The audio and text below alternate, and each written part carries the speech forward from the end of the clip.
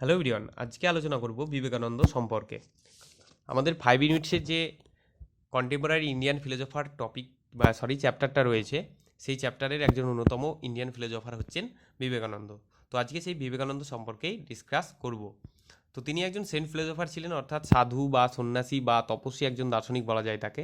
তো তার সম্পর্কে যে কন্টেন্টগুলো আমাদের সিলেবাসে রয়েছে, যেমন practical Vedanta, universal religion, religious experience এবং রিলিজিয়াস রিচুয়ালস, তো এই চারটে টপিক আমাদের সিলেবাসে রয়েছে। এই চারটে টপিক সম্পর্কেই পড়তে হবে।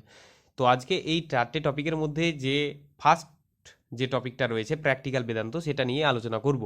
কারণ রিসেন্ট যে নেট এক্সামটা হয়েছে সেখানে কিন্তু এমনভাবে কোশ্চানস সেট করা হয়েছে, সেখানে কিন্তু থিওরিটা একটু ভালোভাবে পড়তে হবে, বেশি গুরুত্বপূর্ণ বা যত্ন সহকারে কেয়ারফুলি পড়তে হবে আর কি। কারণ কেয়ারফুলিভাবে পড়লে তবেই কিন্তু সেরকম টাইপের কোশ্চানস এর আনসার কিন্তু অ্যাটেন্ড করা যাবে। তো সেই পারপাসেই কিন্তু আমি একটু ডেসক্রাইব যাতে ভালোভাবে করা যায়, সেই জন্য চারটে পার্টে আমি বিবেকানন্দের সিলেবাসটাকে আলোচনা করব। তো কিছু কোশ্চানস দিয়েছি, ভিডিওটা লাস্ট পর্যন্ত দেখলে, লাস্টের কোশ্চানগুলো দেখলে অবশ্যই বুঝতে পারবে। तो वीडियोটা शुरू करार आगे आरेकटा कथा बोली, जे जो लोग हिंदी में नोट्स के लिए बोल रहे थे, वो एस्पिरेंट्स के लिए मैं हिंदी में नोट्स ऐड कर दिया, हिंदी प्लस इंग्लिश दोनों लैंग्वेज में, लेकिन मैं बेंगली में ही एक्सप्लेन करूँगा। ओके, तो चलिए शुरू करते हैं। तो फार्स्ट যেটা রয়েছে অ্যাবাউট বিবেকানন্দ, অর্থাৎ বিবেকানন্দ সম্পর্কে একটু জানা যাক।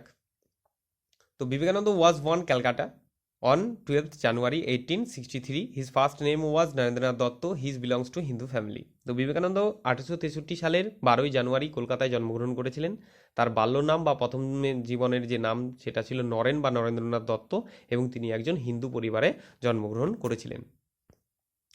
তারপর যে হি studied western logic, western philosophy and European history at the general assembly institution which it is now known as Scottish church college. তো তিনি সাধারণ পরিষদের প্রতিষ্ঠানে পাশ্চাত্য যুক্তিবিদ্যা অর্থাৎ ওয়েস্টার্ন লজিক এবং ওয়েস্টার্ন ফিলোসফি এবং ইউরোপীয় ইতিহাসের অধ্যয়ন করেছিলেন, যা এখন স্কটিশ চার্চ কলেজ নামে পরিচিত।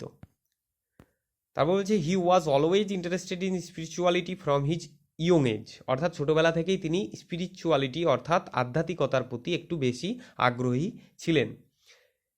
হি use to play meditating before the image of deities such as Shiv, Ram and Sita was referred as a saint. তো তিনি শিব, রাম, সীতা এগুলো হচ্ছে হিন্দু পুরাণ অনুযায়ী দেবদেবতার নাম। তো সেই দেবদেবতার মূর্তির সামনে বা ইমেজ বা পিকচারের সামনে কি করতেন? মেডিটেটিং করতেন, অর্থাৎ ধ্যান করতেন, যার জন্য তাকে সাধু বা সেন্ট হিসাবে উল্লেখ করা হয়েছিল। তারপর হচ্ছে প্র্যাকটিক্যাল বেদান্ত, অর্থাৎ আজকের যে মূল টপিক সেটা নিয়ে আলোচনা করতে গেলে ফার্স্ট পয়েন্টে কি রয়েছে, যে Vivekananda believe in practical Vedanta, he vision was intellectual and was also eminently clear. তো তিনি ব্যবহারিক বেদান্তে বিশ্বাসী ছিলেন বা বিশ্বাস করতেন, কারণ তার দৃষ্টি ছিল বুদ্ধিদীপ্ত এবং অপরিসীম স্পষ্ট। অর্থাৎ তার প্র্যাকটিক্যাল বেদান্ত গ্রহণ করার বা বিশ্বাস করার মূল কারণ এটাই, সেটা হচ্ছে তার দৃষ্টিভঙ্গি কী হবে? বুদ্ধিদীপ্ত, অর্থাৎ পুরোটাই নলেজের ওপর ডিপেন্ড করে, এবং অপরিসীম স্পষ্ট, অর্থাৎ যে কোনো তিনি যা কিছু অধ্যয়ন করতেন স্পষ্টভাবে বা ক্লিয়ারলিভাবে অধ্যয়ন করতেন, যার জন্য তিনি প্র্যাকটিক্যাল ব্যাপারটাকে বেশি প্রাধান্য দিয়েছিলেন। সেকেন্ড পয়েন্টে কি বলছে, Shankar and Badarayana systematics the Upanishad which was later followed by Vivekananda where he advocates the monism of the Upanishad. তো শঙ্কর এবং বাদরায়ণের মূলত উপনিষদগুলিকে কি করেছিলেন? নিয়মতান্ত্রিকভাবে গড়ে তুলেছিলেন, যা পরবর্তীতে বিবেকানন্দ অনুসরণ করেছিলেন, এবং তিনি অদ্বৈতবাদের পক্ষে ছিলেন, অর্থাৎ অদ্বৈতবাদ অ্যাকসেপ্ট করেছিলেন বা গ্রহণ করেছিলেন, কারণ তিনি শঙ্করের অদ্বৈতবাদ কিন্তু অনুসরণ করেছিলেন। ওকে, তারপর বলছে Vivekananda was referred as a teacher of the monastic Vedanta, অর্থাৎ বিবেকানন্দকে মনস্টিক বেদান্ত বা সন্ন্যাসী বেদান্তের শিক্ষক হিসাবে উল্লেখ করা হয়েছিল। He also followed the characteristic of the great Vedantic acharya like Madhava and Vallabha. তো তিনি মাধব এবং বল্লভের মতো মহান বেদান্তিক আচার্যের বৈশিষ্ট্যগুলিকেও অনুসরণ করেছিলেন, অর্থাৎ তিনি বাদরায়ণ, শঙ্কর এদের পাশাপাশি কি করেছিলেন? মাধব এবং বল্লভের যে বেদান্তিক যে বৈশিষ্ট্যগুলো সেগুলোকেও তিনি অনুসরণ করেছিলেন। তারপর যে he was interested the experiencing directly aesthetic absorption of the subject. He was famous for his strong will power and energy.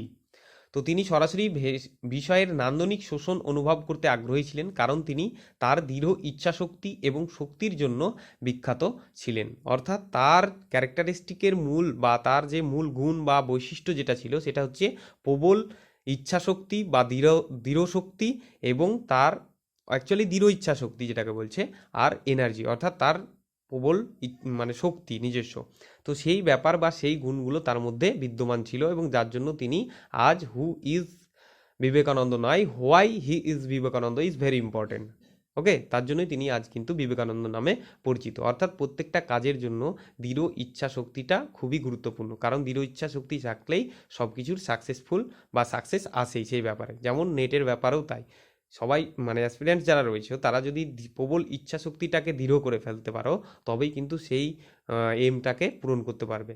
কারণ ইচ্ছা শক্তি সব থেকে বেশি ম্যাটার করে সব কিছুর ব্যাপারে। কারণ ইচ্ছা শক্তি যদি প্রবল হয়ে যায় তাহলে আর অন্য কিছুতে কখনোই মন যাবে না।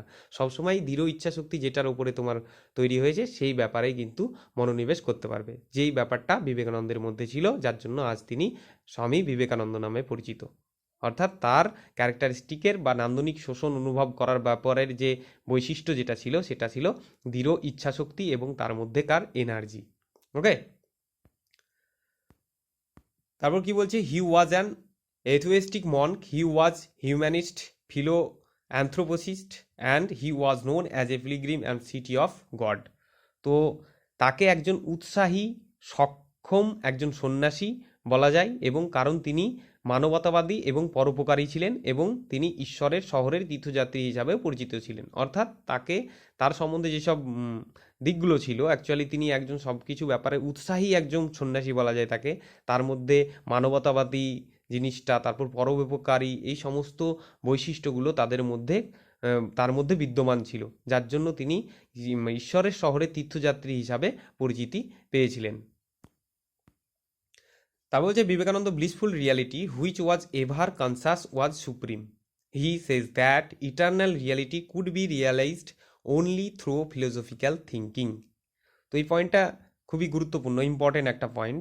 তো এখানে কি বলছে, যে এখানে বলা হয়েছে যে তার পরিপ্রেক্ষিতে বা তার জন্য বা তার পারপাসে যে আনন্দময় বাস্তবতা অর্থাৎ ব্লিসফুল রিয়ালিটি যেটা, সেটা সর্বদা সচেতন ছিল, বা তার মধ্যে যে সচেতনতা সেটা সর্বোচ্চ ছিল বা সর্বোচ্চ সেই সচেতনতার ব্যাপারটা।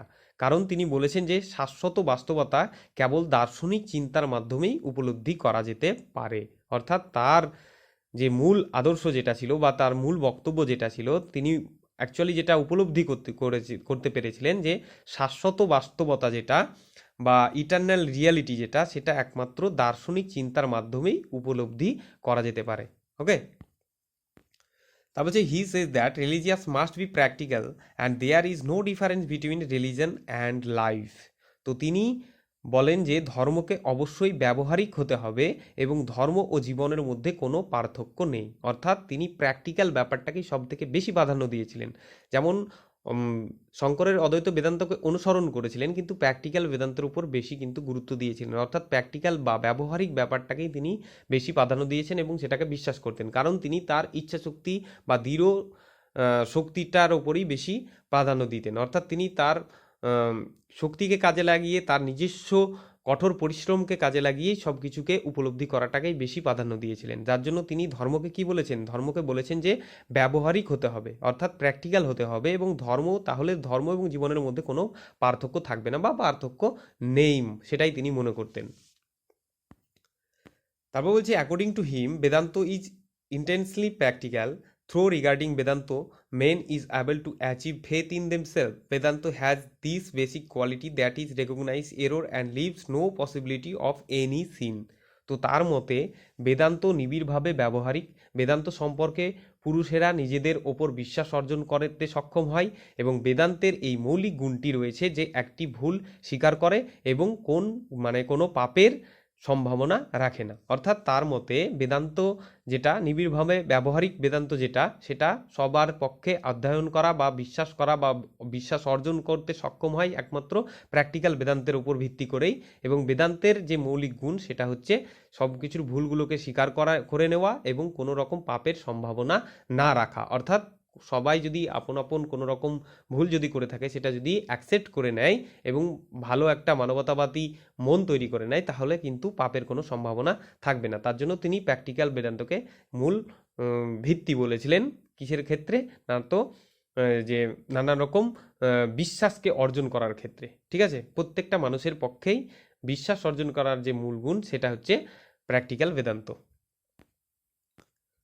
তা বলছে Vedanta at practical level always advocates on idea oneness, অর্থাৎ বেদান্ত ব্যবহারিক স্তরে বা বেদান্তের ব্যবহারিক স্তরে সর্বদা এক ধারণা একত্বের পক্ষে, অর্থাৎ অন্নেস বা একত্বের পক্ষেই তিনি যুক্তিটা বা ধারণাটা দিয়েছেন। তো অন্নেস অ্যাকচুয়ালি কি? তো oneness means that there are no two lives or two things in the world. তো অন্নেস মানে হচ্ছে বা একাত্ম মানে হচ্ছে পৃথিবীতে দুটি জীবন বা দুটি জিনিস নেই। দ্য ওয়ার্ল্ড ইজ ওয়ান, অর্থাৎ পৃথিবীতে সব কিছুই এক। We are all one is the motto of the Vedanta. Oneness is the secret of everything, all is one which manifest itself. অর্থাৎ পৃথিবী হচ্ছে এক, আমরা সবাই বেদান্তের মূল মন্ত্র। একতাই সব কিছুর রহস্য এবং সব ব্যাপারকে বা সব কিছুকে বা নিজেকে প্রকাশ করতে পারবে অন্বেষের মাধ্যমে বা একাত্মতার মাধ্যমে। অর্থাৎ পৃথিবীতে যা কিছু দুটি জীবন বা দুটি জিনিস কোনো কিছুই বিদ্যমান নেই, সব কিছুই পৃথিবীতে এক। এবং পৃথিবীটা হচ্ছে সবার জন্যই, একজনের জন্য নয়। এবং একত্বটাই হচ্ছে সব থেকে বেশি, মানে বেদান্তের মূল মন্ত্র সেটা হচ্ছে একত্বটা বা অন্বেষ ব্যাপারটা। ওকে, তো এটাই একমাত্র নিজেকে প্রকাশ করতে পারে বা পরিস্ফুটিত করতে পারে অন্বেষ ব্যাপারটা। তার জন্য তিনি অন্বেষটাকে প্র্যাকটিক্যাল বেদান্তের একটা গুরুত্বপূর্ণ বৈশিষ্ট্য বলেছেন। তো প্র্যাকটিক্যাল বেদান্ত সম্পর্কে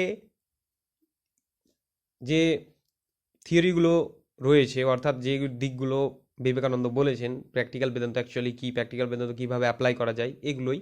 তো এগুলো ভালোভাবে বললে প্র্যাকটিক্যাল বেদান্ত থেকে যেসব কোশ্চেনগুলো আসবে অবশ্যই করতে পারবে। তো একটু থিওরিটিভাবে পড়ার চেষ্টা করবে বা পড়বে অবশ্য। তো এখান থেকে যে কোশ্চেনগুলো আসে বা কীরকম কোশ্চেন হতে পারে, তো ফার্স্ট কোশ্চেনটা দেখো যে এখানে রয়েছে according to Vivekananda which arguments is correct. তো নেটের কোশ্চেনে কিন্তু এরকম টাইপের কোশ্চেন এসেছে অনেকগুলো, আমি একটু শর্টকাটে করেছি।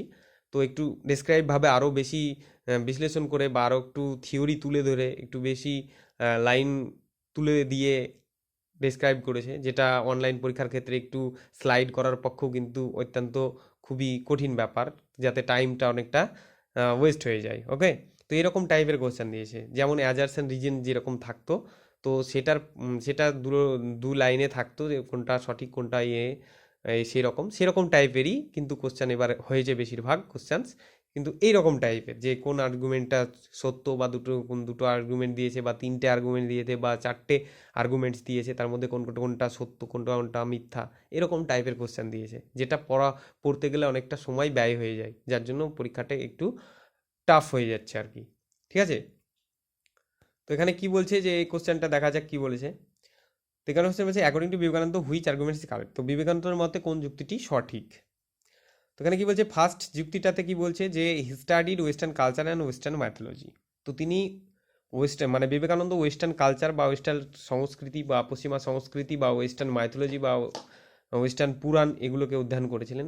তো এই যুক্তিটা তো কখনোই সঠিক নয়, কারণ ওয়েস্টার্ন মাইথোলজি নয়, তিনি ওয়েস্টার্ন লজিক এবং ওয়েস্টার্ন ফিলোসফিকে তিনি অধ্যয়ন করেছিলেন। আর সেকেন্ড কি বলছে, he use to play meditating before the image of deities. তো তিনি দেবদেবতার মূর্তির সামনে কি করতেন, মেডিটেনিং করতেন, ধ্যান করতেন। তো এটা অবশ্যই সঠিক। তাহলে এখানে অপশন কি রয়েছে, থার্ড অপশনটা সঠিক হয়ে যাবে, কারণ থার্ড অপশনে বলেছে first argument is false and second argument is true. Okay, তাহলে এটার আনসার হবে সি। তারপর নেক্সট কোশ্চেনে কি বলছে, নেক্সট কোশ্চেনে বলা যে Vivekananda followed the characteristic of the which great Vedantic acharya. অর্থাৎ যে বিবেকানন্দ কোন মহান বেদান্তিক আচার্যের বৈশিষ্ট্যগুলোকে অনুসরণ করেছিলেন। তো ফার্স্ট কি রয়েছে, ফার্স্টে রয়েছে রামানুজ মাধব, এটা নয়। মাধব কুমারিল, এটাও নয়। শঙ্কর কুমারিল, এটাও নয়। মাধব এবং বল্লভ, তাহলে ডি হয়ে যাবে আনসার, কারণ মাধব এবং বল্লভের যে বেদান্তিক যে বৈশিষ্ট্যগুলোকে সেগুলোকে তিনি অনুসরণ করেছিলেন। তারপর নেক্সট কোশ্চেনে কি রয়েছে, নেক্সট কোশ্চেনে রয়েছে যে বিবেকানন্দ নোন ফর। তো বিবেকানন্দ পরিচিতি কিসের জন্য, যে ফার্স্টটা রয়েছে কি যে মনস্টিক ডুয়ালিজম। তো মনস্টিক ডুয়ালিজম তো নয়, কারণ বিবেকানন্দ সন্ন্যাস দ্বৈতবাদটা মানে সেই হিসাবে পরিচিতি ছিলেন না। মনস্টিক প্লুরালিজম এটাও নয়, মনস্টিক রিয়ালিজম বাস্তববাদ এটাও নয়, মনস্টিক অ্যাসকেটিজম অর্থাৎ সন্ন্যাসী তপস্বীবিদ, এটাই হবে। তাহলে ডি হয়ে যাবে আনসার, কারণ তিনি একজন সন্ন্যাসী এবং একজন তপস্বীবিদ, একজন সাধু এরকমই ছিলেন। তাহলে মনস্টিক অ্যাসকেটিজম হয়ে যাবে আনসার। তারপর নেক্সট কোশ্চেনে কি বলছে যে which one of the following philosopher says that the eternal reality could be realised only through philosophical thinking. তো এখানে বলছে যে নিচের কোন দার্শনিক বলেছেন যে শাশ্বত বাস্তবতা অর্থাৎ ইটার্নাল রিয়ালিটি শুধুমাত্র দার্শনিক চিন্তার মাধ্যমেই উপলব্ধি করা যায়। এটা কে বলেছে? প্লেটো, অ্যারিস্টটল, গান্ধী না বিবেকানন্দ? এটা অবশ্যই বিবেকানন্দ, কারণ বিবেকানন্দই বলেছেন যে শাশ্বত যে বাস্তবতা, মানে প্রত্যেকটা মানুষের ক্ষেত্রে শাশ্বত বাস্তবতা জানার জন্য একমাত্র দার্শনিক চিন্তার মাধ্যমেই উপলব্ধি করা যায়, অন্য ব্যতীত নয়। তাহলে ডি হয়ে যাবে আনসার। তো এই কয়েকটা আমি কোশ্চেন দিয়েছি, প্রত্যেকটা টপিক থেকে আমি কোশ্চেন সেট তৈরি করব। তো তার জন্য বেশি কোশ্চেন্স আরও অ্যাটেন্ড করার জন্য, মক টেস্ট অ্যাটেন্ড করার জন্য আমার টেলিগ্রাম চ্যানেলে জয়েন করতে পারো। ডেসক্রিপশন বক্সে লিঙ্ক পেয়ে যাবে।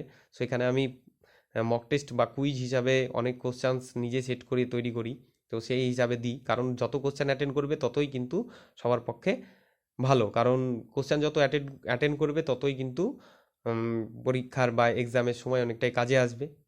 ঠিক আছে, তার সঙ্গে তো পড়তে হবে। তো থিওরিটা ভালোভাবে দেখে কোশ্চেনগুলো অবশ্যই করে নিতে পারবে। তো কোশ্চেনগুলোর জন্য টেলিগ্রামে লিঙ্কে জয়েন হয়ে যাবে, তো সেখানে সব কোশ্চেনগুলো ডেলি পেয়ে যাবে। ওকে, তো থ্যাংক ইউ।